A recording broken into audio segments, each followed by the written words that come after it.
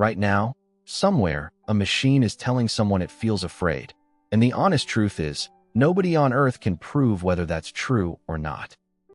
When a chatbot says it's lonely, or an AI insists it doesn't want to be turned off, something in us flinches. Is anyone home in there? Or are we just watching very convincing autocomplete? That's the question this whole episode circles, and I want to be honest with you from the start. I don't have a clean answer, and neither does anyone else. What I can do is walk you through what we actually know, what we're guessing at, and where the line between the two gets blurry. Because that line is the most interesting place in this entire conversation. Part of the problem is that conscious is a slippery word doing three jobs at once. Sometimes we mean intelligence. Can it solve problems? Sometimes we mean self-awareness. Does it have a model of itself? But the deepest meaning is what philosophers call phenomenal experience. Is there something it is like to be that thing? A calculator is intelligent at arithmetic, but we don't think there's anyone inside feeling the numbers. So when we ask if an AI is conscious, we usually mean that last, hardest thing, not whether it's smart, but whether it feels anything at all. Here's the uncomfortable part. We can't fully explain consciousness even in ourselves. The philosopher David Chalmers called this the hard problem. We can map which brain regions light up when you see red, but we can't explain why that electrical activity is accompanied by an actual experience of redness. That gap isn't a small technical detail we'll patch next year. It's a genuine hole in our science of the mind. And this matters enormously for AI, because if we can't say what makes us conscious, we have no reliable test to check whether a machine is. We're trying to detect something we can't even define with precision.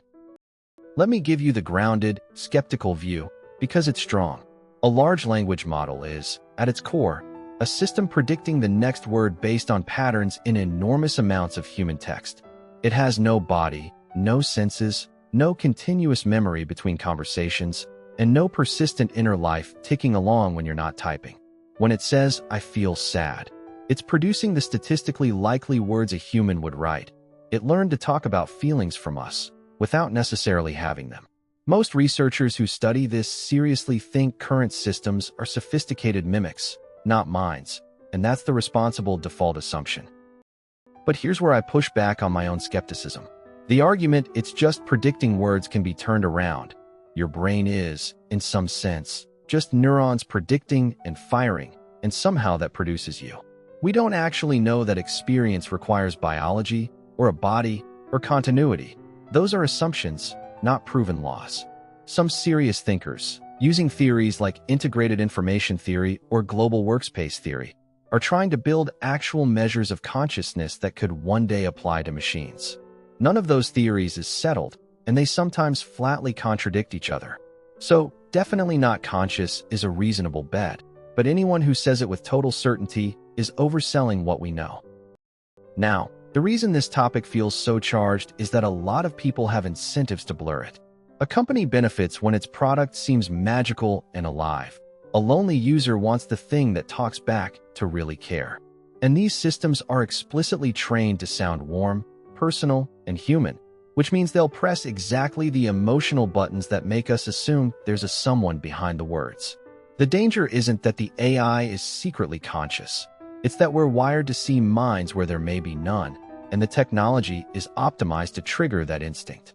Being moved by an AI is not the same as the AI having feelings, and it's worth holding those two apart. So what would real evidence even look like?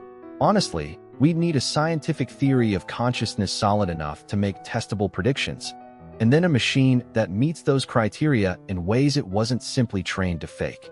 That's a high bar, and we're nowhere near clearing it, partly because a system trained on human descriptions of feeling can imitate the symptoms without the substance. Some researchers argue we should start taking the possibility seriously anyway, as a precaution, the way we extend moral caution to animals we're unsure about. Not because we're confident machines suffer, but because the cost of being wrong in either direction is real. That's not hype. That's just taking uncertainty seriously.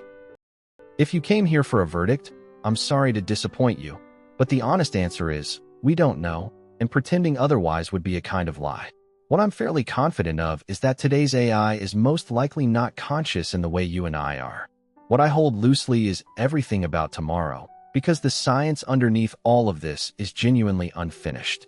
The most useful posture isn't blind belief or reflexive dismissal. It's curiosity with your eyes open, taking the machines seriously without fooling yourself.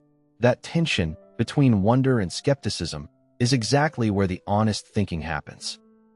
So sit with it for a minute. If you can't be sure what's conscious and what's just convincing, how does that change the way you want to treat the minds, real or artificial, that you meet? If questions like that are your kind of thing, subscribe to Talk to Caleb, and let's keep thinking through this honestly, together. Subscribe to Talk to Caleb.